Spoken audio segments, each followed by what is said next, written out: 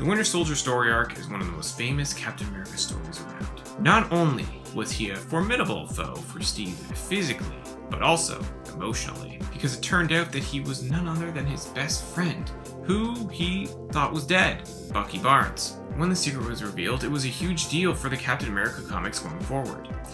Now, of course, when the movie came out, hardcore fans knew who the Winter Soldier was, but that didn't take away from how good the movie was. I mean, it was really, really good. To this day, it is considered to be one of the best MCU films, and it will stay that way forever. Number 9, The Return of Superman.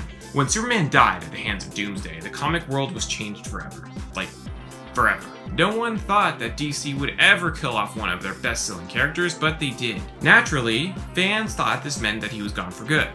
But there was no way that DC wanted to let their most famous character stay dead forever. And of course they didn't. Superman did return. It was revealed that he didn't actually die, but he was in a Kryptonian coma that protected him and healed him when he was close to death. I mean, fans were happy that he was back, but by doing so, it opened the floodgates to characters dying and coming back forever. Now, when a character dies in the comics, you know that they will most likely return. It's just how the comic world works. You may not know how or why, but you can bet that they will return. And for a lot of fans, it just kind of takes away from when they actually do die. Number 8, Evil Hal Jordan. Okay, so back in the 90s, DC was like, hey, how do we spice up the Green Lantern sales? Maybe you should bring in a new Green Lantern named Kyle Rayner and make Hal Jordan just go a little bit cuckoo. True story. DC wanted to try and boost sales. So, they made Hal go evil, kill, a couple Green Lanterns, and start calling himself Parallax. Eventually, he was stopped, and Hal even became the Spectre at one point. But the damage was done. Hal was basically at the point of no return. Well, that is until Green Lantern Rebirth in 2004, where Jeff Johns essentially saved Hal Jordan. That series revealed that Hal didn't just go evil on his own, but Parallax was actually this evil cosmic entity that corrupted him. It was really well done, and it saved Hal Jordan as a character. Like, don't get me wrong, I love Kyle Rayner, he's an awesome Green Lantern, but I am so happy they redeemed Hal, because I could just never see him going evil like that for, no reason at all. Number 7, Martian Manhunter on Supergirl. On the TV show Supergirl, we always knew there was something fishy going on with her boss and head of DEO, Hank Henshaw. I mean, right off the bat, they showed his eyes glowed red. But comic fans just assumed they were teasing him to be Cyborg Superman, like in the comics. But oh boy, were we all wrong. And actually, I don't think we've ever been happier that we were wrong. Turns out that he wasn't Hank Henshaw after all, but John Jones, aka the Martian Manhunter. No one expected that reveal. And on top of that, we got the best live-action version of Martian Manhunter yet. I mean, they completely nailed his look and personality. I still don't know how they managed to pull this off and keep it a secret, but oh man, I'm so happy they did. Number 6, electromagnetism. One of the more curious aspects of Barry Allen's Speed Force abilities is that it gives him some degree of electrokinesis. He can generate lightning and electrical attacks and discharges, and is actually quite the potent ability, with his lightning being able to travel through water and disrupt magic. But due to his electrical abilities, Barry is also able to manipulate the electromagnetic spectrum to some extent. And the biggest example of this is him getting his entire supersuit into his ring. The heat from Barry's lightning creates a thermal expansion that allows Barry's suit to be stored in his ring. Every time he releases his suit from his ring, the pieces of it are conducted by lightning to form the suit around him. He manipulates electromagnetism to mentally control the pieces that form, specifically though, his mask, and can cause the mask to construct over his face and even retract back on his command. So while that is a small example of electromagnetism, knowing that Barry can use his lightning to create electromagnetic fields means that it really only takes one story for the Flash to become a scary fast Magneto. Number 5, Speed Force clothing. So we just talked about how Barry uses electromagnetism to assemble his suit from his ring. Still defies so many things, but His counterpart, Wally West, sometimes he doesn't even have access to his suit for various different reasons. This isn't a problem though, as Wally West Flash can also make his costume directly out of the Speed Force. Now this ability does take some concentration and comes with the risk of the Flash ending up completely naked if he happens to get knocked out or something, but thinking about it, this means that speedsters can basically have the ability to make Speed Force constructs. But beyond just creating a temporary Flash costume, which looked awesome by the way, Wally has used this ability to reweave the molecules of his Kid Flash costume and construct a completely new Flash suit out of pure Speed Force energy. What does that even mean? I don't know. Do you know? Probably not. Number 4. Speed Bank. One very useful trick that both Wally West and Barry Allen have been shown to have is the ability to lend out and take away the Speed Force abilities from others. Basically, these two can act as something of a quote speed bank. That's what someone online called it at least. These two Flashes are so well connected to the Speed Force that they can give or take speed away from others. As with any ability that is much too overpowered, like Speed Force constructs for example, it uses a fair amount of quote concentration, leaving the Flash open to other attacks. But if they want to, the Flash can make anyone a temporary speedster to help in a fight, or he can take away the speed from people or objects, stopping them in their tracks. Or, if you go by the name Impulse, Wally West can freeze you in one pose and leave you in a museum alive but petrified for all times. Sounds scary when you say it like that, doesn't it? Number 3. Speed Reading. Like I said before, those with the Speed Force move their minds, and I guess their eyes, about as fast as their bodies. As a byproduct of that, speedsters can also read entire books front to back in a matter of moments. This can be extremely helpful for superheroes in tight spots where they need information on a certain topic or need to read an instruction manual to help them out in specific situations. For both Barry Allen and Wally West though, they are actually unable to retain the knowledge of what they read at super speed. They read it and then it will stay in their minds for a little while, but after about a day or so, it will be gone. But those two aren't the only speedsters around. Both Bart Allen and the original Flash, Jay Garrick, have both completely mastered this ability. These two speedsters can retain everything they read, and Jay has even bragged that he has read every single science book in the world and can recite them word for word. I kinda believe it. Big old nerd. Number 2. Speed Cloning. This one is something that has been seen before with other fast-moving superheroes. In most iterations of an ability like speed cloning, a character is simply moving so fast that they appear to be in more than one place at the same time. With the Flash though, it's just a tiny bit different. They do move so fast that they appear to be in two places at once, but that's because that's actually another them. The Flash is able to create duplicates of himself by very quickly entering and exiting the time stream, essentially creating versions of himself that are 1 second older or younger than the main one. These clones aren't actually clones, as in they aren't genetically grown beings identical to the host, but rather they are actual moments of the Flash that are just cut out from time and pasted into another moment. When he was Impulse, Bart Allen was the first one to ever do this, and it went really bad, as the hero then watched a time-displaced version of himself completely lose his life,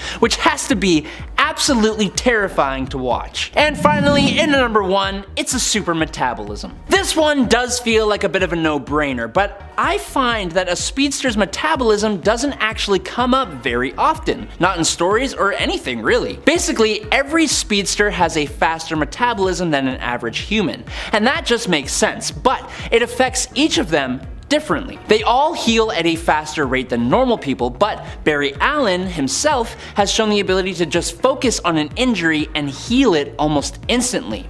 When his arm was completely crushed, it only took minutes for his arm to be completely healed. He was also able to quickly heal from the absolutely insane pressures of being 2,000 feet below the ocean, which dealt extreme damage to his body, and he was fine. Wally West at one point had a weaker connection to the Speed Force, and at that time, Wally would have to eat massive amounts of food just in order to keep his metabolism up and running, which to me sounds like an absolute nightmare. I love food, but could you imagine having to just chow down on a mountain of food, especially if it wasn't good food. Luckily, once he was able to fully connect to the Speed Force, that went away, but it's an interesting thing to note that in order to keep themselves up and running without the Speed Force, speedsters have to be super eaters. The super metabolism also unfortunately means that parties are celebrated sober only, but the Flash is virtually immune to any gases, so like, you win some, you lose some, you know what I mean? And at 10, the Illuminati, the Marvel one. The Illuminati is a secretive think tank of sorts that's comprised of Earth's most influential heroes, who represent diverse political and superhuman communities alike.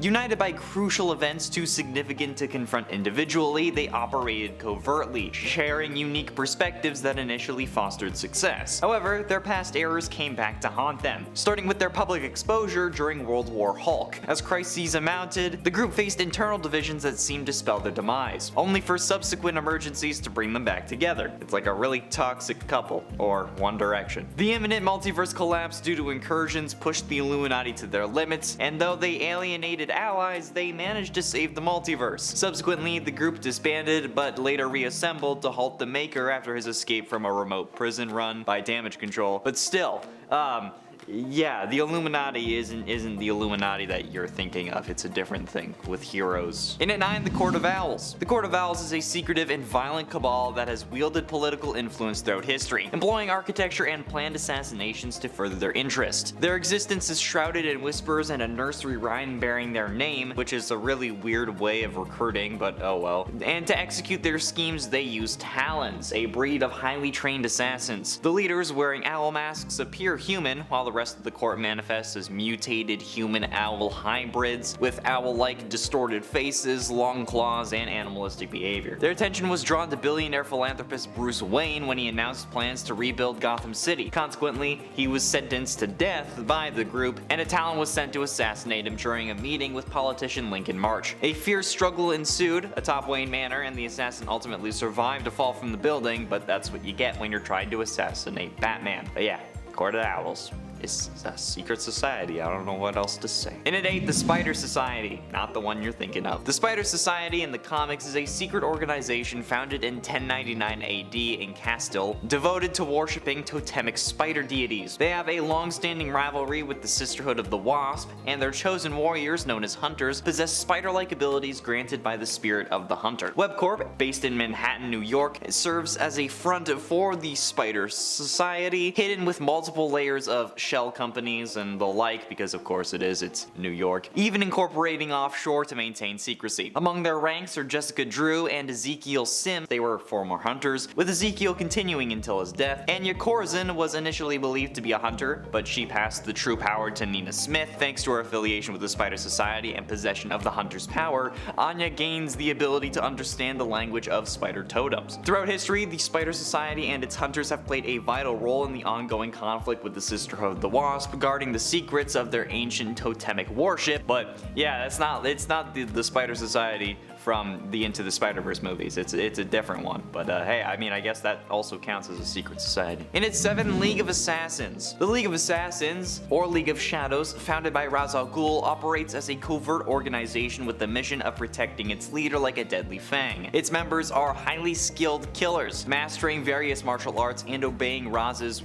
words without question, even in the face of death. Among the League's ranks, formidable assassins like Lady Shiva, David Kane, and expert archer Merlin have emerged, and historically any member who failed in an assassination became a target for the League, but this approach has become less strict over time. Raz initially appointed Ebenezer Dark, who was known as Dr. Dark, as the head of the organization, and Dark, who was assisted by the Sensei, relied on cunning planning, manipulation, and elaborate traps, rather than physical prowess and assassinations. While the League boasted an inner circle of elite fighters and numerous martial arts trained warriors, its activities during Dark's leadership reflected his personal strategic approach. The League of Assassins has endured as a deadly force in the shadows, carrying out its leader's agenda with lethal precision, but yeah, that's pretty scary. I'm gonna be honest. I feel like that could be a thing in this world, but we wouldn't know because it's a secret. Number 6. Take your memories. At one point, Madelyne Pryor attempts to take all of Jean's memories, and even threatens to do so. During the Dark Web event, she actually worked with Chasm, the current evil persona of Ben Reilly, who had worked on a device that would forcefully take someone's memories from them. Ben was doing this to basically get the memories that he lost back during the Beyond event, aiming to get them back from Peter Parker's Spider-Man, since Ben's early memories were initially copied from Peter's mind when Ben was created. Without them, there was a big hole in his mind and his personality, a chasm, if you will, get it? Teaming up with Ben, Maddie sought to retrieve memories of raising her baby, who would eventually grow up through time to become Cable, from Jean. She felt that she was basically robbed of these memories after she was defeated in the initial Inferno event, with Jean taking over her role as baby Cable's mom. However, in the end, Maddie didn't have to forcibly take Jean's memories at all, as instead Jean chose to willingly share them with Madelyne, having never wanted to fight her in the first place. However, it was still a power that Madelyne has, and she could have used it, but she didn't.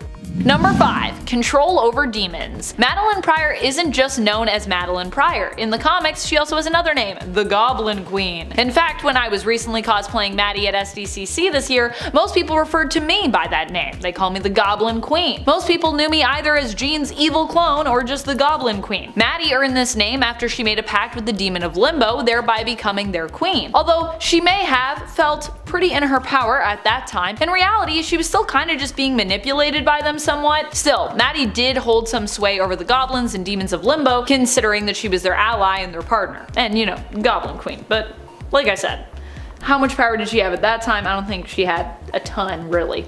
Number 4. Her secret name. The really wild thing with Madelyne Pryor that still amazes me is her secret name. I'm not talking about her title as the Black Queen or even the Goblin Queen. I'm talking more about the fact that no one really seems to know just how to spell her name. I constantly run into this on the internet, and while it might not seem like a power to some, in the DC universe and other different magically based worlds, it would likely be considered an asset. It would be considered a power because it would protect you. Madelyne's name is spelled Madelyne, with Pryor as Pryor. The fact that so many struggle to spell it or even know it would be seen as an asset in many other magical worlds where there is considered to be power in knowing and having someone's name. Like over at DC Comics, this is why some magic users have actually used alternative names. That way they can keep their real ones a secret, so that way demons can't like get their names and like control them or manipulate them. Constantine initially even tried to do this with Hellblazer, but he became too well known and famous and decided to give up his codename as a kind of take that statement to the magic community as a whole. So that's where that name comes from. Number 3. Leave you speechless. As I said earlier, Madelyne Pryor isn't just a powerful psychic, she was also crafted from a piece of the Phoenix Force by Mr. Sinister, putting her on the same level, if not above, potentially, someone like Jean Grey. Still, even then, I was pretty shocked when she reappeared in Hellions and used her powers to make Havoc's mouth literally disappear. This could be perceived as an illusion, an illusory power, but the way it was gruesomely portrayed makes me think it was more of like Maddie manipulating and rewriting reality to literally erase Havoc's mouth from his face, which she either did through, you know, maybe Phoenix connections or just through magic. A la Scarlet Witch with Black Bolt in Doctor Strange in the Multiverse of Madness. Pretty spooky stuff. Number 2. Rules over Limbo. Recently, in the New Mutants comic, Madelyne Pryor once more became the Goblin Queen. But this time, more literally the Goblin Queen. She actually took over ruling Limbo from magic, and what's even more wild is she didn't seek to conquer Limbo. She didn't take it by force. Instead, magic decided to give over rulership to Madelyne. Magic had her own reasons, largely to get some distance from something that was literally attached to and represented her childhood trauma, while Madelyne obviously had much to gain from the change in power, chiefly a whole kingdom. However, unlike last time when Madelyne wanted to use the power of Limbo for ill, she was revealed to have actually genuinely turned over a new leaf, it seemed, wanting to keep the demons of Limbo in check. At least, that's how it seemed initially. Her designs ended up being somewhat reimagined, shall we say, for the Dark Web event, as she was more depicted as a villain there who used Limbo's resources and populace to once more invade New York City. But we'll get to that in a second. I mean, that all got resolved now. It's kind of a weird thing though, where they were like, she's good. Just kidding, she's evil again. Just kidding, she's good again. You're like, what's happening here? What are we doing with this character?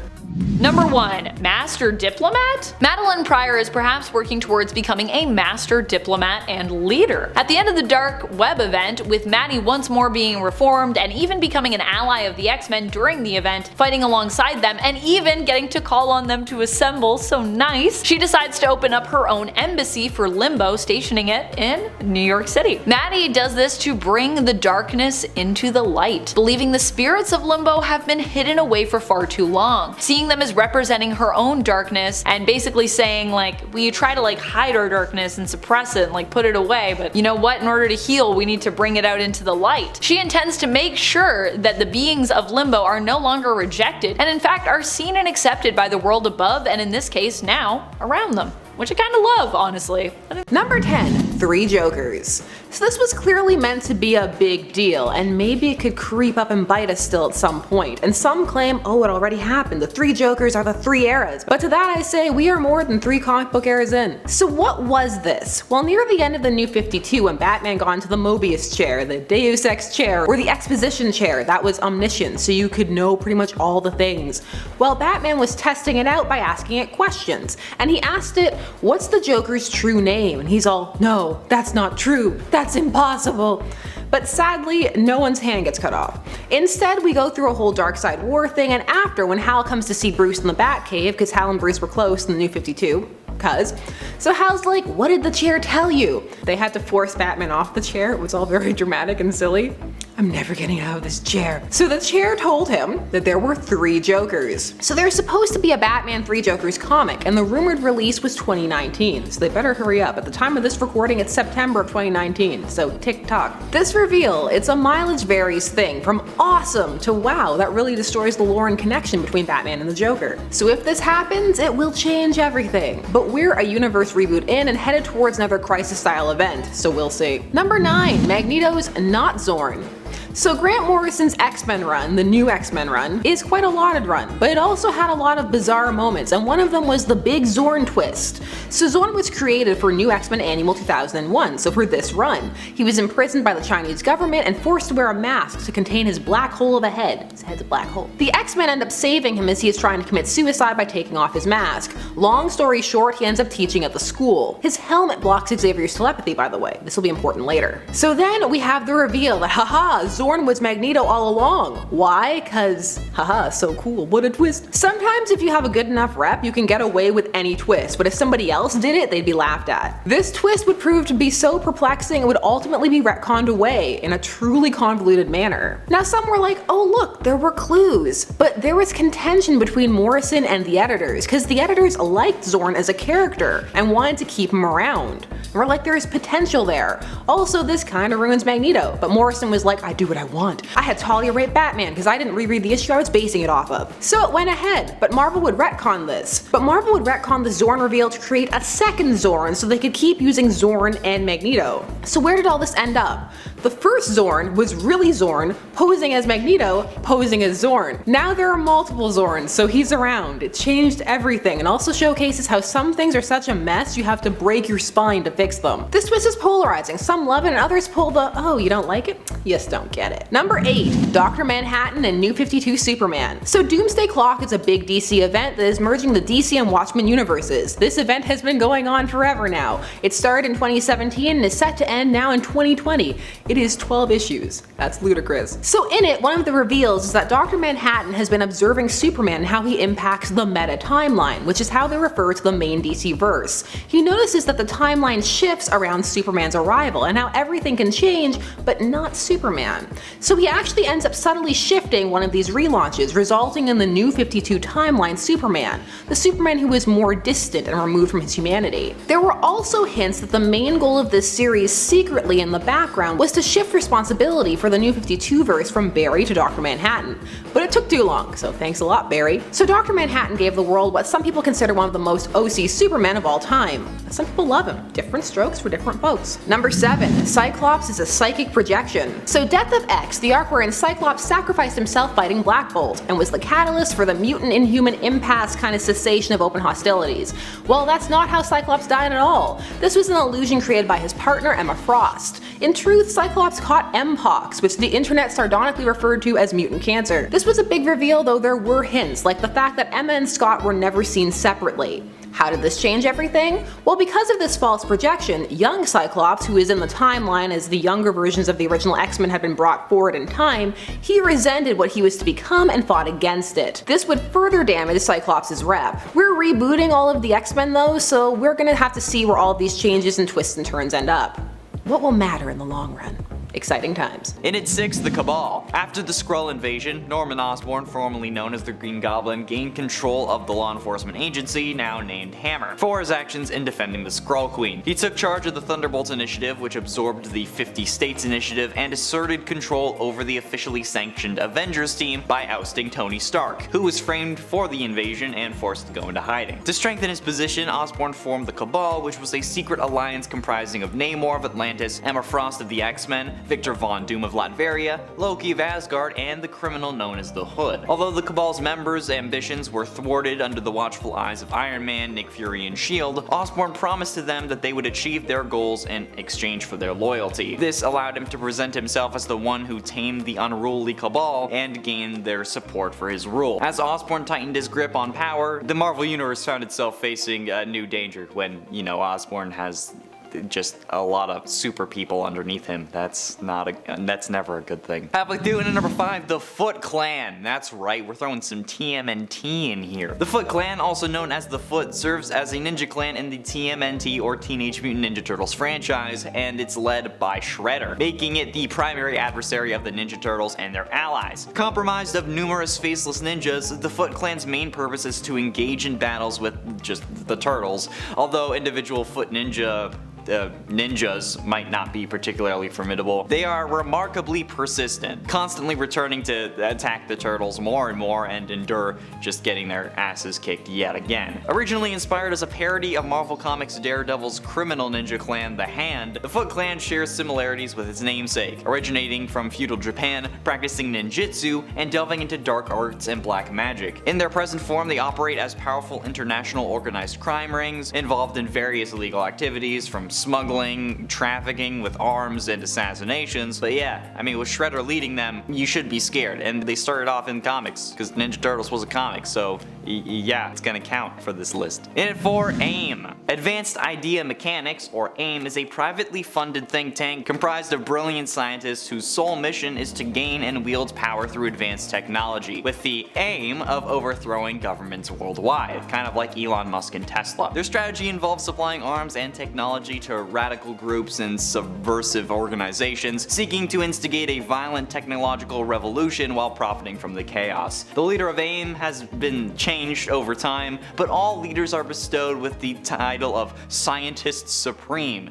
as opposed to Sorcerer Supreme. Throughout history, splinter groups have emerged due to differing agendas, and AIM's origins trace back to World War II, when Baron von Strucker gathered brilliant scientists to pursue technological means to overthrow governments, and initially connected to Hydra, and AIM developed advanced weaponry at the time. Despite Hydra's setback, the group secretly grew, making strides in robotics, bioengineering, bionics, and physics. Eventually, the scientists publicly established an organization known as the Advanced Idea Mechanics. Yeah, that's AIM. AIM's goal and activities remain subversive and covert though, and their relentless pursuit of power through tech makes them really scary because like I said, it's very reflective of Elon Musk to an unsettling degree. Getting close to the end, at number 3, the Black Glove. The Black Glove is a secretive criminal organization seemingly led by Dr. Simon Hurt, comprised mostly of wealthy and morally corrupt individuals. Obviously it's a secret organization, including dictators and millionaires. They convene infrequently, possibly once a year, to place bets on life and death challenges imposed on third parties by the Black Glove. In the aftermath of the Wayne family's tragic demise, the organization attempted to perform a sinister human sacrifice, aiming to summon the Bat God Barbados and frame the Waynes for the ritual. Concealing their true intentions, the Black Glove posed as a group of affluent individuals known for extravagant parties parties, yet the true nature of these gatherings is shrouded in mystery. Alongside their wealthy clients, the Black Glove employs a team of actors to execute their schemes. Not actual actors, you know what I mean, okay? They employ people to do the stuff. And additionally, they maintain ties with corrupt government officials, granting them the ability to manipulate medical records and influence witnesses with extraordinary ease and speed. And yeah, it's just a powerful organization that is in Gotham, because of course it's in Gotham. Gotham is the most corrupt city in the world, and that's only in comics because they can't really beat out the real world corruption. I don't know what I'm talking about. But ultimately, in number 2, Hydra. Hydra, an ancient organization with a history spanning millennia, has left its mark on various civilizations and nation states. From Egypt and Imperial China to Germany and the United States, the latest incarnation emerged from the remnants of Germany and Imperial Japan after World War II. While their ideology has evolved over time, Hydra's consistent approach has always revolved around the notions of supremacy and elitism. This organization, once rigid in its selection of leaders, has now expanded its ranks beyond traditional boundaries, in contrast to their post-World War II version. The modern Hydra has opened its doors to a wide range of individuals, including not only Caucasians and Asians, but they recruit more people to help take over the world now. Man, even the bad guys are becoming more diverse. But, you know, media's not. And finally, in number 1, the Church of Blood. The Church of Blood is a violent and secretive international cult that has endured over centuries, led by a line of leaders known as Brother Blood. This enigmatic organization has carefully cultivated an image of benevolence to the world, but the truth was exposed by the Teen Titans. Originating in the small European nation of Zandia, the Church of Blood's roots trace back to the aftermath of the Fourth Crusade in 1202. The Zandian people suffered at the hands of Christian knights, leading an unnamed priest to rally the people and drive the invaders away. In a ritual bathed in the blood of the fallen crusaders, the priest claimed to gain strength and immortality, adopting the title of the first Brother Blood. Under the founding Brother Blood's influence, the Church of Blood was then established, with him positioned as a divine figure of worship. Throughout the centuries, subsequent descendants of Brother Blood have perpetuated the cult, maintaining their grip on power through secrecy and deception, and I mean, it also kind of extends the myth that he was granted immortality. This society also made an appearance in Arrow Season 2 as the group of Mirror Crew powered soldiers that Slade Wilson made to lay waste to Starling City and get revenge on Oliver, and Brother Blood was just Sebastian Blood, but hey, yeah, it was a thing, so I gotta put it at number 1 if it was in the Arrowverse. This is me we're talking about. Coming in at number 10, he's immune to continuity changes. Barry Allen can run faster than the speed of light, and yet what is arguably his most impressive accomplishment is becoming completely immune to the DC Universe's many continuity changes. As an example of what I mean, in the Flashpoint story, Barry is the only one who remembered the previous version of the DC Universe, while in the wildly different timeline that he found himself in. It's not just Barry though. When Wally West, the fastest Flash, re-emerged from the Speed Force in the DC Rebirth era, he was the only one who remembered the pre-New 52 world that the rest of the DCU forgot about. The Speed Force has always enabled the Flashes to do amazing things, and one of the major things it has done is allowed speedsters to step completely outside of time. The ability to be unaffected by continuity changes is an added benefit of that. It makes the Flash and the speedsters the only living authorities within the DCU who know what their universe is supposed to look like. Number 9. Telepathic immunity. When someone moves their body at a speed so fast that they begin to live in the moments between moments, their minds would also have to move at such astronomical speeds. And the Flash's mind definitely does indeed move that fast. Thank the Lord the Speed Force doesn't just push the physical. Barry Allen's brain's computational enhancements do a lot for him, and I'll be talking about a good number of those things later on. But one thing that having a mind that moves just so insanely fast is that speedsters are all heavily resistant to mind control and mental attacks. If you think about this, it just kinda makes sense. If someone uses their telepathic brain at the normal human speed, any move they try to make against someone like Barry Allen or Wally West would be done at a snail's pace in comparison to their brains that are essentially moving thousands of times faster and seeing things many moves ahead. Coming in at number 8, it's the Speed Aura. One of the main reasons that a speedster like Barry Allen or Wally West can't exist in the real world is, well, because if anyone moved that fast in real life, it would actually destroy the Earth, but also because there's a thing called friction. When we move fast enough, friction can occur from even just the air. If you are moving as fast as a speedster and you have no speed force or some kind of durability enhancement, then by the time you get where you're going, you probably wouldn't have much in the way of skin or muscles anymore. And that goes double for anyone you may be carrying / trying to save. Well, thanks to the Speed Force, speedsters actually gain an aura that basically negates that whole issue. The aura, which grows the faster Flash is moving, allows in enough air and wind to keep him cool, but it blocks all debris and air friction that could hurt the speedster or anyone he's carrying. He's essentially surrounded by a quote friction cushion of kinetic absorbent energy that protects from the rigorous effects of using such insane speeds. Outside of friction, this also protects from airborne particulate matter, heavy impacts, and even G-force. Number 7. Microsleeps. Remember how I said the Flash basically thinks as fast as he runs? Well, what if I told you he also sleeps as fast as he runs? More than that, what if I told you that he sleeps in the little in-between moments that he is fighting bad guys? Now, of course, when the Flash is facing off against Reverse Flash, other speedsters, the Legion of Doom, or any major threat, the Flash is all hands on deck, red alert, focused. But when he's out there doing the daily superhero grind and battling it out with some random petty criminals, Flash can take it easy and relax a little bit more than other people can, and that is when he has his micro naps. Taking place in the literal picoseconds, which is 1/1,000,000th of a second, the Flash can and does take cat naps that help keep him focused during a fight and well rested at all times. That explains why we never really see them sleeping at all. Number 6. Terra, the Judas Contract. We're talking about the original run from the New Teen Titans in the 80s.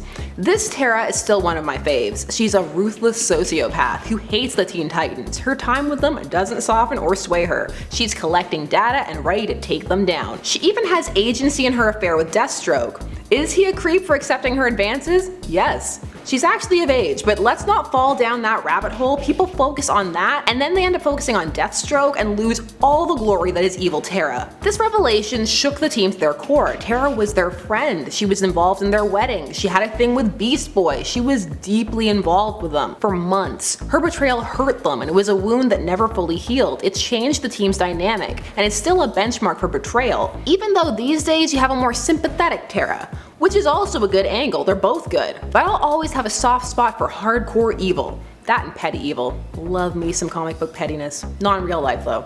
No real life pettiness, please. Number 5, Reed Richards and the Cosmic Rays. You know Reed had to be on here somewhere, Mr. Fantastic himself. We've got to go to Retcon Land for this one, but Retcon Land is a frequent stop in Comicbookville. So initially the instant that created the Fantastic Four, bombarded by cosmic rays and what have you, was an accident. However, years later, Reed's journal would be discovered, and it would paint a very different picture.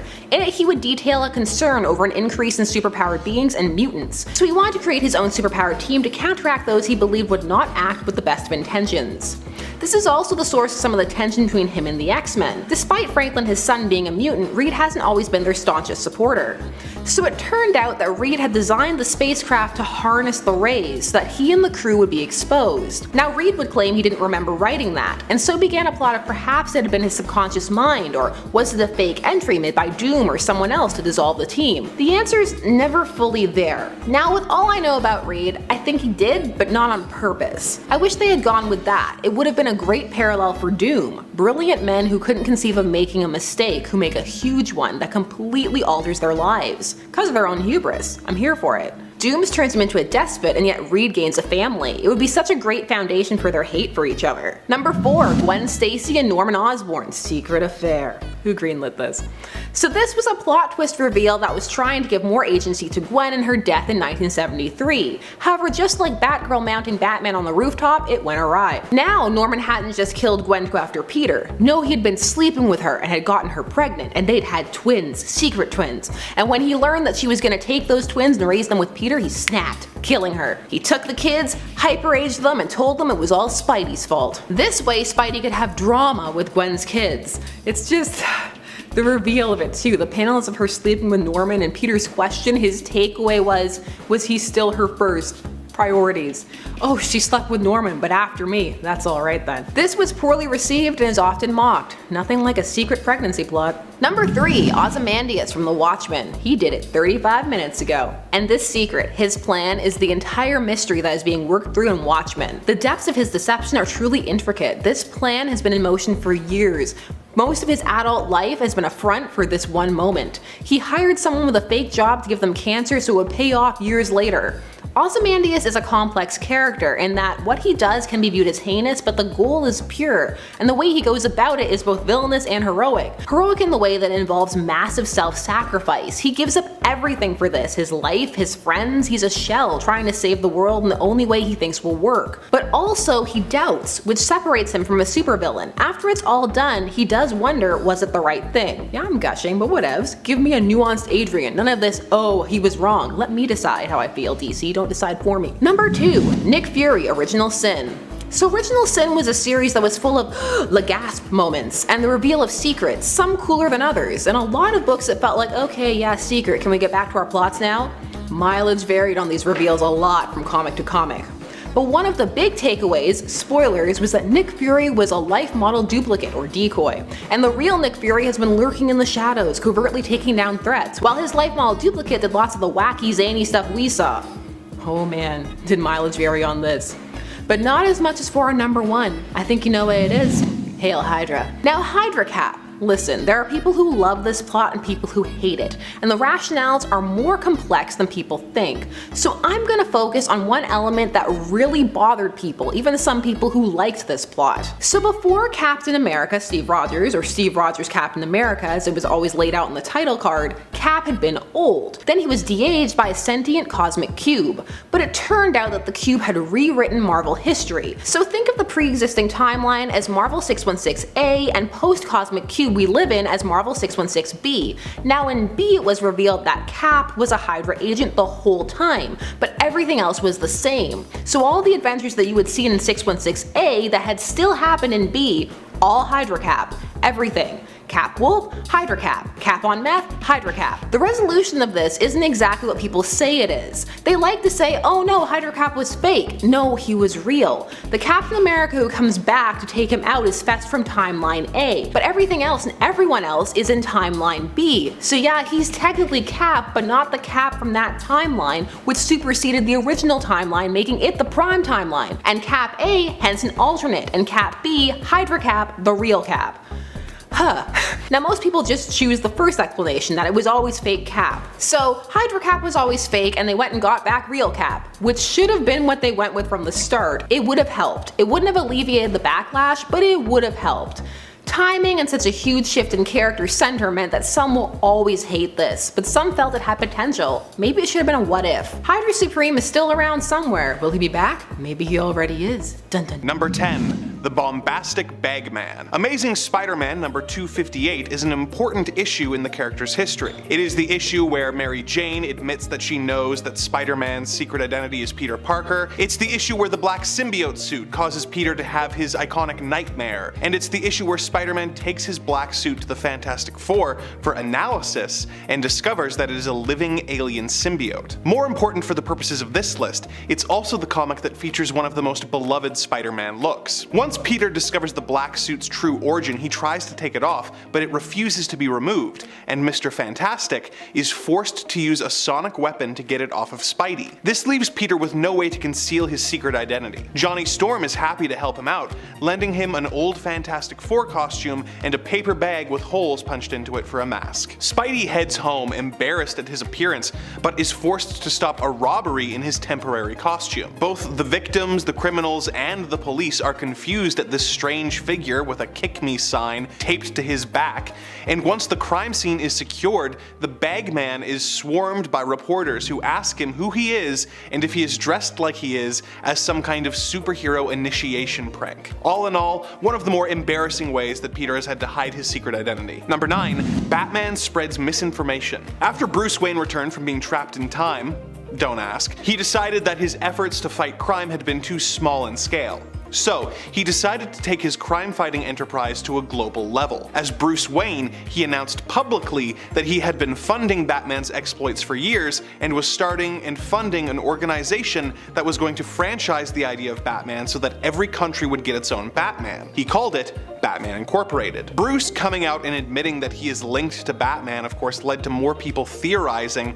that the eccentric billionaire might actually be the Dark Knight. Batman, of course, anticipated this and began posting anonymously on internet message boards. In response to a post saying that Bruce Wayne is obviously Batman, Batman posted, "Wrong, wrong, wrong. Bruce Wayne is dead, and this man on TV has completely different body language and posture. Batman has taken control of Bruce Wayne's life and fortune." When questioned about this method, Bruce responds, "Attempts will shortly be made to expose the secret identities of Batman and his allies. When they happen, they'll be lost in a blizzard of rumor, denial, and misinformation. Just one more crackpot conspiracy theory among 1,000 others." So, Batman apparently founded both Batman Incorporated and QAnon in one day. Number 8. Superman's glasses. The granddaddy of them all. The most infamously bad way to hide a secret identity. Clark Kent being able to throw off suspicion of him being Superman by simply wearing a pair of glasses. Of course, it's not just that. He's also changing his entire personality and demeanor to avoid suspicion, and most people don't consider that Superman would even have a secret identity and they aren't looking. Of course, this is still kinda silly, and this issue is addressed in Superman number 330. In this comic, Clark has a nightmare where all of his friends reveal that they know he's Superman and have just been humoring him. He wakes up and considers if maybe his disguise is kind of weak. He looks at himself in the mirror and thinks to himself, "Now that I stop to think about it, that's the dumbest disguise I've ever seen. What, am I supposed to look like a totally different person? I just look like Superman wearing glasses. I mean, what else should I expect? Ordinary people start wearing glasses. Do their friends say, 'Who are you?' No, they say, 'Oh, you got glasses.'" He wonders how his identity has managed to stay a secret until Lana Lang walks in on him changing and asks him why he's wearing glasses. He responds that he's disguising himself as Clark Kent, and Lana says that that is a terrible disguise as he looks nothing like Clark. This confuses him even more until he realizes that he is really using his super hypnosis power. You see, back in the day, Superman had the ability to hypnotize people with his mind, and his glasses, whose lens were made from the window of the starship he came to Earth in, amplified this ability, hypnotizing everyone into seeing Clark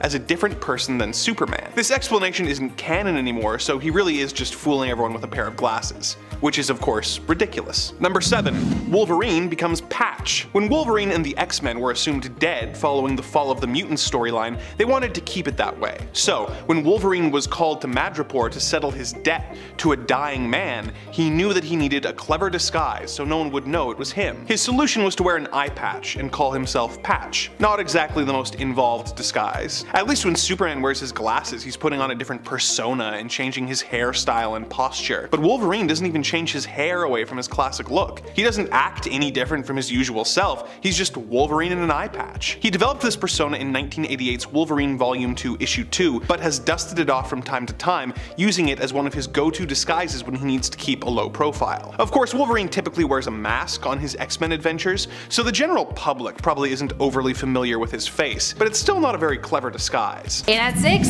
guess who's possessed? Speaking of that fun story event from our last number, let's move on to a story that was a consequence of it.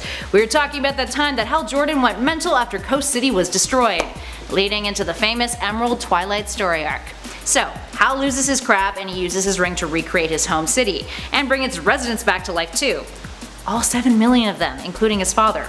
But before he can fully do it, his ring runs out of power. The Guardians of the Universe see him as using his Green Lantern ring for personal gain, and when they try to reprimand him for violating one of the most principal rules of the Green Lantern Corps, Hal gets pissed, goes on a rampage, and further siphons energy from the main power battery on the Guardians' planet in order to finish rebuilding Coast City. The big secret though? Hal was actually possessed by Parallax all along. Parallax, the living embodiment of fear, had been imprisoned away in the core of the main power battery. It had been planning to use Hal for a long time, and the destruction of Coast City was the perfect catalyst to enact its agenda. And at 5, the Deep's Gills. Moving off the panels and into live action adaptations for this one, let's take a look at a very recent thing. The Boys, the series based off of the comic of the same name. Warning friends, if you have not seen the show, this number is a big spoiler concerning the character played by Chase Crawford, the Deep. That universe's analog to Aquaman. Alright, spoilers in 3, 2, 1. Sexual assault and sexual violence is a big part of The Boys. It translates differently in the series. The comic features a group rape of the new member Starlight to the superhero team called the Seven, whereas the series has the character enduring sexual harassment at the hands of the Deep. The Deep, in this Me Too era, is reprimanded, and after a stunt in which he tries to save a dolphin from a SeaWorld equivalent, it flies through his windshield and then is run over by a truck moments after it hits on the hero, who of course can't speak to it. Lulz. He's sent away to a small Midwestern town, and basically loses all of his privileges, all thanks to Starlight speaking out. He then finds himself victimized by a kinky fan who gets him to take off his shirt, something he never does, all to reveal that under his clothes he's got a bunch of gills on his chest, hence why he can breathe underwater. It's his big secret, and it's obviously something he's embarrassed by, but the kinky fan forces herself on him, shoving her hands into his gills, causing him a lot of pain, without his consent. Essentially, he is raped. But bet you didn't realize he had those gills when he first showed up in the show. That's a secret. Moving on. In at 4, Alyssa Yao. Alyssa Yao was a character introduced in the New 52, created by Gail Simone during her run on Batgirl. She was Barbara Gordon's roommate who becomes her best friend, and was accepting of Babs' secretiveness right from the get-go, never pressing her about the mysteries surrounding her crime-fighting agenda, which she didn't realize was a crime-fighting agenda at the time. Barbara would eventually tell her the truth about her vigilante ways after Alyssa had walked in on her standing over unconscious members of Joker's gang. Barbara tells her the truth, which prompts Alyssa to later reveal a secret of her own, that she is transgender. Barbara is accepting and loving, and the two become best buds. This was a pretty big deal. Even though there have been a handful of trans characters in comics over the years, this was a character who was stated explicitly as such, and a character who was represented in a positive light. Eventually, DC would let Alyssa get married to her partner, which was the first ever transgender wedding in comics, something that occurred in the aftermath of the controversy surrounding the publisher denying Batwoman that right with her girlfriend, which caused the creative team to walk from the title, inevitably causing its cancellation shortly thereafter. Up next at 3, Damian Wayne exists. So, there have been plenty of Robins over the years, and as you can see based off of our previous number concerning Jason Todd, their introductions into the DC universe were often a big deal. Damian Wayne is a prime example of that. The son of Bruce and Talia al Ghul, he debuted in Batman issue 655 in a story called Batman and Son, that riffed off of a previous story arc called Son of the Demon. In that initial story, Ra's al Ghul decides that he wants Batman to be his heir, and with his daughter Talia shacking it up with Bruce, it almost makes sense. But it does not happen, because, you know, the whole international terrorist thing. Kind of a deal breaker for Batman. Anywho, in that story, Talia tells Bruce that she's had a miscarriage and their marriage is dissolved. Batman returns to Gotham, but unbeknownst to him, Talia lied about the miscarriage and she has the child, a boy who is then left with an orphanage and is adopted. Flash forward, Batman and Son retcon that slightly, having the boy raised by Talia in the League of Assassins, with Talia later revealing his existence to Bruce and leaving him in the hero's custody. In at 2, Snowbirds Don't Fly. After the Golden Age, Oliver Queen aka Green Arrow got a bit of a makeover. Initially, he was a carbon copy of Batman's, wealthy millionaire orphan who used technology and strategic planning to become a vigilante. He even had an arrow cave and an arrow car, along with a young ward named Speedy. But when he was reinvented, he lost all of his money and became a liberal advocate, and started going on adventures with other heroes, most famously in the Green Lantern Green Arrow crossover series. Now during that time, Speedy was neglected a whole lot, and it was revealed in 1971 in an issue of that crossover that Ollie and Hal Jordan discovered Speedy had become the victim of drug addiction. He was now a junkie using heroin, and the story became a famous PSA on drug use and addiction as an indiscriminate illness. And last but not least, in at number 1, Bucky lives. You surely heard the comic book saying, no one stays dead except Bucky, Jason Todd, and Uncle Ben. It's something that, for a long time, was known as the Bucky Clause. But then in 2005, Bucky was brought back to life. The character, who had initially been introduced in 1941 as Captain America's child sidekick, had fallen into obscurity alongside Cap after World War II ended in the Golden Age, and was later revealed to have died during a mission at the end of the war. Cap was thrown into the sea and frozen alive, whereas Bucky was presumed dead. He became a symbol of Captain America's fallibility, which made the character more relatable in the Silver Age when he joined up with the Avengers. But, publishing decisions aside, as far as canon is concerned, that wasn't actually what happened. Instead, Bucky didn't die. He was found by a Russian patrol submarine, his body cold preserved, minus his left arm.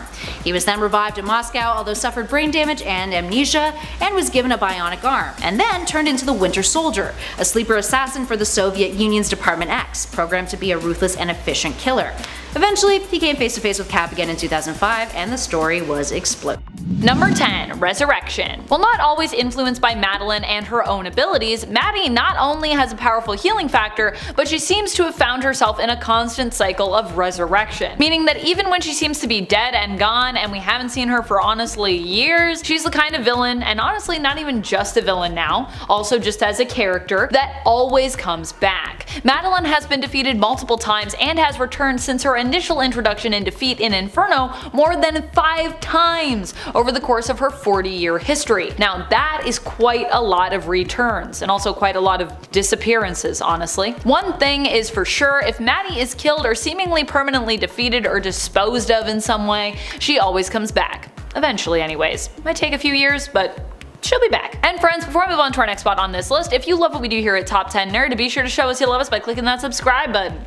Number 9. Phoenix Force. The Phoenix Force is literally a part of Madelyne Pryor. No, seriously, she wouldn't exist without it. While some might argue that Madelyne Pryor is a weaker version of Jean Grey, those folks likely don't understand her origin. At least her retcon origin. Not the origin Chris Claremont originally intended for her, but the one we got. Jean has been connected to the Phoenix Force before, being its host, but Maddie is literally made from a piece of the Phoenix, with a piece of it residing inside her. So she doesn't need to be a host of the Force to tap into its raw power and energy. The Phoenix Force is one of the most powerful forces in all of the known universe, and potentially even the multiverse over at Marvel, considering it has the ability to literally rewrite reality. Because Maddie was literally made from it, this also means its potential lives inside her as well. Maddie did not know her origin and initially lived appearing as a normal human. It wasn't until she learned the truth of her origin, her retconned origin admittedly, that she began to be able to tap into her true mutant and even cosmic power. Number 8. Psychic Link. Madelyne Pryor has the ability to link her mind to another being. We see her doing this during the initial Inferno event, and honestly, it's pretty scary. It is in doing this that she almost completely destroys and defeats Jean Grey during their fight against one another. I can't even imagine having my mind psychically linked to someone, especially not someone who looks identical to me and seemingly kind of stole my life. I mean, whichever way you want to look at that, either from Jean's perspective or Maddie's perspective, they could definitely both share that perspective when looking at the other of someone stealing someone's life. Initially, the two women shared a psychic link, one that Madelyne later exploits during Inferno in an attempt to kill Jean, although of course through harming herself. Madelyne's plan at that point is to basically take her own life, thereby destroying Jean through their link, thereby taking Jean down along with her. If I'm going down, you're coming with me, and I'll go down if it means I can defeat you. Number 7. Lives on in Jean. I think one of the most wild powers that Maddie has in the comics that we tend to overlook is her influence over Jean. Now, following the events of Inferno, Madelyne's personality and memories basically lived on in Jean Grey. Jean was forced to take both Maddie's psyche and the Phoenix Force within herself in order to survive Maddie's psychic attack on her soul. This actually gives Madelyne some power through Jean though. It's actually through Madelyne's influence that Jean and the X-Men decided to fatally attack Mr. Sinister, seemingly destroying him permanently after Inferno. Although of course in reality he would return, because that's comics for you. Normally such use of lethal force would not be the X-Men or Jean's way, but it was Maddie's influence that actually prompted them to act as such. While it's not a power that Maddie can easily control or flex necessarily, it's still pretty impressive to think that technically Sinister initially being permanently defeated was in good part because of Maddie's influence on and manipulation of the hero's psyches. Number 6. The Flash is always late. Barry Allen is of course one of the fastest men alive, being able to reach insane speeds so fast that he can travel back in time. He is a masked hero, so it's a bit easier for him to hide his identity, but in order to prevent people from being suspicious, he has developed a foolproof method of throwing people off of his scent. He never shows up on time for anything. The logic being that if he has super speed, surely he would be able to get to appointments on time. Of course, constantly showing up late for everything is more suspicious than if you just did it occasionally, and a better way to stop people from suspecting him would be to stop wearing a prominent ring with a lightning bolt on it on your finger, which makes people assume that Barry has some kind of link, possibly even an engagement, to the Flash. Number 5. Trench coats. You know in Marvel movies, whenever anyone has to go undercover, they do so by wearing like a baseball cap and sunglasses? Well, the classic comics equivalent of this was the classic combo of a trench coat and a fedora, despite just making the person look like themselves in a trench coat. It remained a staple of comic book books for years, with some notable examples being The Thing from the Fantastic Four, as well as it being the go-to disguise for the Teenage Mutant Ninja Turtles. They still just look like giant turtles in trench coats. While we're on the subject, what is the point of the turtles wearing masks? Are there other giant mutant turtles that they might be confused for? Back on the subject of trench coat disguises, my favorite rendition of this trope is from Marvel's Godzilla King of the Monsters number 19, where Godzilla has been shrunk down and is running through the city. He needs a disguise, so he is put in a trench coat and hat, and it works until some thugs try to mug him and he throws off the disguise and attacks. Number 4. Daredevil's twin. When it comes to superheroes trying to protect their identities, few characters have had such a hard time of it as Matt Murdock, aka Daredevil. You'd think that being blind would throw people off the scent, and yet his identity has been leaked so many times it's almost a running joke that everyone knows who he is. One of Matt's earliest and strangest attempts to hide his life as Daredevil came in Daredevil issue 25, when Matt's friends, Foggy and Karen, found a letter from Spider-Man doxing Matt. They confronted him about the letter, and he was forced to think on his feet. He basically told them, no, I'm not Daredevil. That's my identical twin brother, who I've never mentioned before, Mike Murdock. Foggy and Karen of course do not believe this, as he has never mentioned Mike before, and they ask if they can meet him. Matt says sure, and later shows up in flashy clothes and a beatnik attitude, claiming to be Matt's twin, who is Daredevil and can totally see, despite the fact that he is always wearing sunglasses. Somehow this works, and Karen and Foggy never wonder why the two are never in the same room together. Matt continues this Mrs. Doubtfire style charade for the next 16 issues, before eventually faking Mike's death because he had accidentally created a love triangle with his fake twin and Karen. Number 3. Superman gets caught on TV. In Action Comics number 345, Metropolis is being taken by storm by a new candid camera prank show. While picking their next target, they decide to prank the mild-mannered reporter for the Daily Planet, Clark Kent. Their prank is simple. While Clark is at the fair, they will pull a fake robbery. When Clark goes into a nearby phone booth to call the story in, he'll discover that the phone line is dead and he won't get his story. Hilarious. The prank is set up, and upon seeing the robbery, Clark goes into the phone booth. The TV host and his camera crew throw open the door to tell him he's been punked, and are shocked to see Clark midway into changing into his Superman costume. They confront him, being like, "Clark, you're Superman," to which he replies, "Am I?" He then takes off his pants on live television, revealing that he is wearing Batman's pants, saying, "I could be Superman, or Batman, or plain Clark Kent. Take your choice." The prank show host realizes that he's being pranked, and Clark explains that he saw the broadcast on a pocket television and bought the costumes at a nearby shop to set up his prank. But what really happened was Superman heard the camera crew coming while he was changing, and rather than just closing his shirt, he drilled a hole through the floor, flew to Jimmy Olsen's place, took his pocket TV and the pants from his Batman costume, flew back to the phone booth, fixed the floor, and then let the camera crew catch it. Number 2. Rainbow Batman. In the classic Batman story featured in Detective Comics number 241, Dick Grayson witnesses a robbery and sees that the getaway car is about to hit a little girl. He pushes her out of the way, but hurts his arm in the process. His heroics make the news, and the whole of Gotham hears about his story. It comes to light that the criminals are planning another robbery, and because Dick witnessed the robbery, Batman needs him to come along as Robin to identify the crooks. The problem is that it is now a matter of public record that Dick Grayson has an injured arm. So, if people see Robin with a hurt arm, they might make the connection and discover their secret identities. Batman decides that in order to protect their identities, he will wear a different colored costume every day until they catch the criminals. His logic being that people will be so weirded out that they'll be staring at him and ignoring Robin. He goes through red, blue, yellow, orange, green, and even a white batsuit with a target on it before eventually taking out the criminals in a rainbow batsuit. The plan works and no one notices Robin's arm, but poor Alfred must have been exhausted making all those multicolored batsuits every night. Number 1. It's a bird, it's a plane, it's Superman, dressed as a bird. In the story The Private Life of Clark Kent, featured in Superman Family number 197, Clark gets home after a long day, only to discover that his neighbors have left him a mynah bird to take care of while they're away for the weekend. The bird keeps bothering Clark, saying quotes from classic movies that it picked up, and is now mimicking. The noise keeps him up for most most of the night until he finally tunes her out and gets some sleep. The next day he wakes up and realizes that he was talking in his sleep because the bird keeps saying, Clark Kent is Superman. He tries to fix the issue by making a looped tape that says, Clark Kent is a super newsman, and leaving the bird alone, hoping that the bird will pick up the new phrase. Clark gets home and is met with, Clark Kent is Superman. He takes the bird to the Fortress of Solitude and waits for it to say his secret.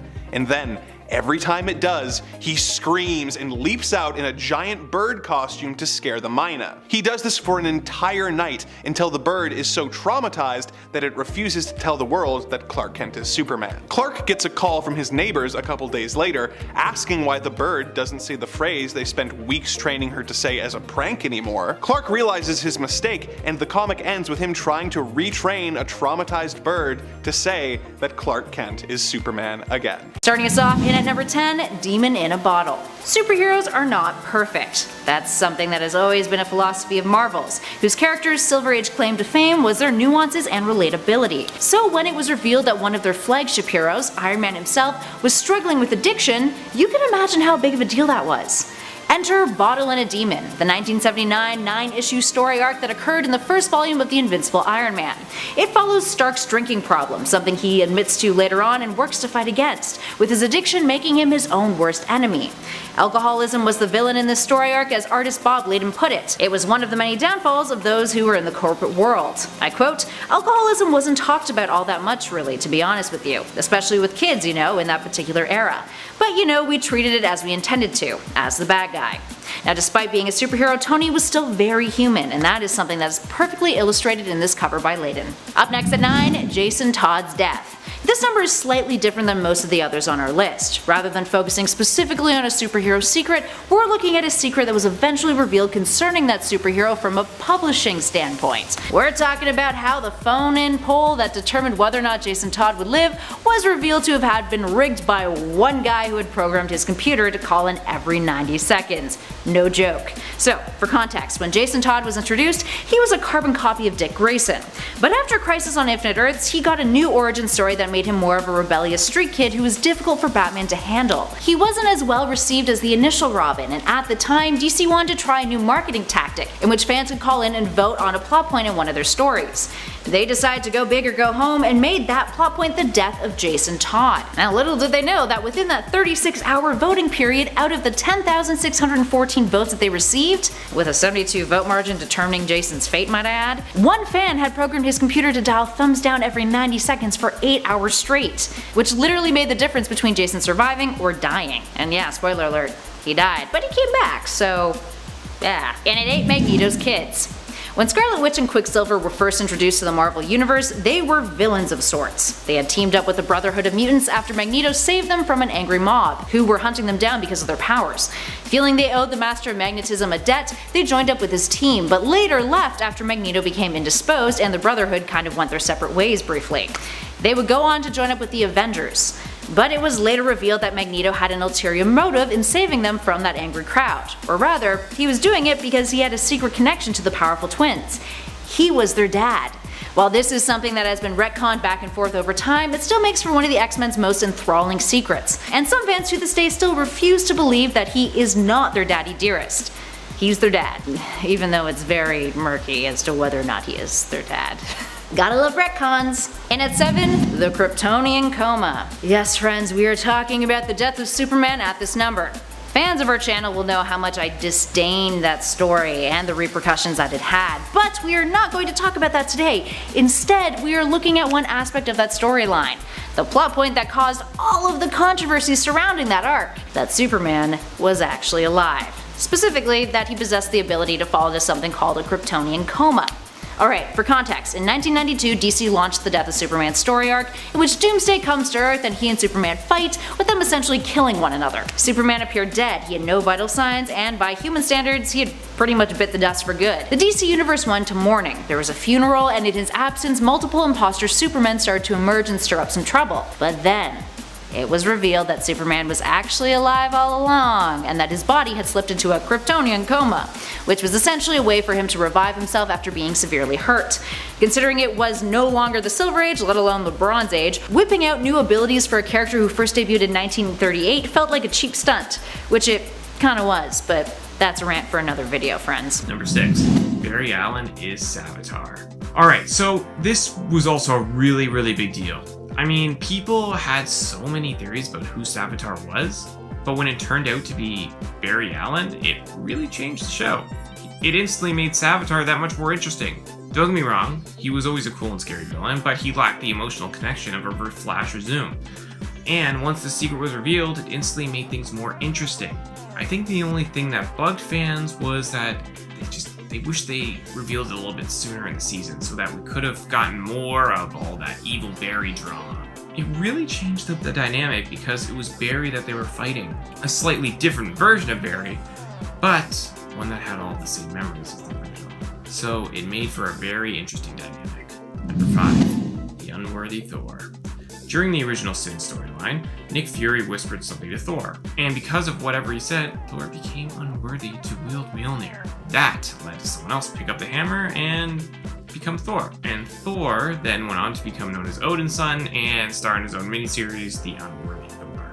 It was a big deal for comic fans. And a lot were wondering what Fury could have possibly said to make Thor unworthy. Turns out that he only said 3 words. Gore was right. This, of course, takes us back a few years to another Thor story, and Gore is referring to Gore the God Butcher. Gore believed that all gods had become unworthy because of their actions, and when Thor heard Fury say those words, it became too real for him.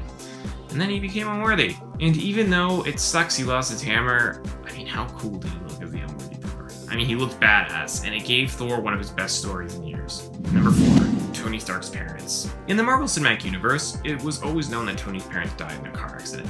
Over the years, we kept getting new little pieces of information about it. In Captain America the Winter Soldier, while Steve and Natasha were talking to Zola, you saw how Howard Stark was one of the ones that Hydra ended up taking out. This led fans to theorize how it happened. But in Captain America Civil War, we found out the mother of all secrets. Bucky was the one that killed Tony Stark's parents. And Cap kind of knew about it. This caused massive ramifications in the MCU. It caused Steve and Tony to stop talking, and Tony tried to kill Bucky, but Cap stepped in, and the two had this massive emotional fight. It just goes to show you that one secret can change everything. Number 3. Gwen Stacy and Norman Osborn. This specific story is still really weird. Even years later, during the 2004 storyline Since Past, it's revealed that Gwen Stacy actually cheated on Peter with none other than the Green Goblin himself, Norman Osborn. Yep, it's crazy. But this secret isn't over. Because not only were they together, they had kids. Gabriel and Sarah Stacy. Gwen eventually does go back to Peter, and of course, Norman gets mad, and, well, we all know how that story ends. Spoiler, it ends really badly for Gwen. Number 2, Compound V. In the TV show The Boys, superheroes are a well-known thing. They get paid to do what they do. I mean, they're just basically celebrities. They get paid to do what they do. Think of them, they're just kind of like us celebrities. In that world, it was always believed that some people were just lucky and they were born with powers. But oh no, that would just be too easy. You see, Thought International was secretly injecting babies with something called Compound V, which would give them superpowers. And in turn, they would end up working for them and making God a ton of money. Pretty sneaky, right? I mean, they were just injecting babies and paying off people to keep quiet about it. So evil. But hey, it made for some great television. Number 1, Oliver Queen liked killing. Okay, so in season 5 of Arrow, Adrian Chase, aka Prometheus, was torturing Oliver Queen and made him reveal something that would essentially change the show forever. That after years of being trapped on an island and being forced to kill to survive, Oliver actually ended up liking it. Now, he didn't just like killing in general. It kind of turned into an enjoyment of killing bad people. Regardless, it was a big revelation and also shows just how far he has grown as a character. I mean, he stopped killing altogether after season 1 to honor Tommy. And then he kind of went back to it after, sometimes after some of his friends died and he believed that he shouldn't have been holding back. And then it kind of just turned to he would kill if he had to. Now, does this make him a bad person? No. I mean, the guy experienced all sorts of dark and twisted trauma, I mean, that would just make anyone go a bit crazy. The fact that he was able to channel all that, still be a good person, and kind of use it to save people of the city shows you just how good of a person he actually truly is.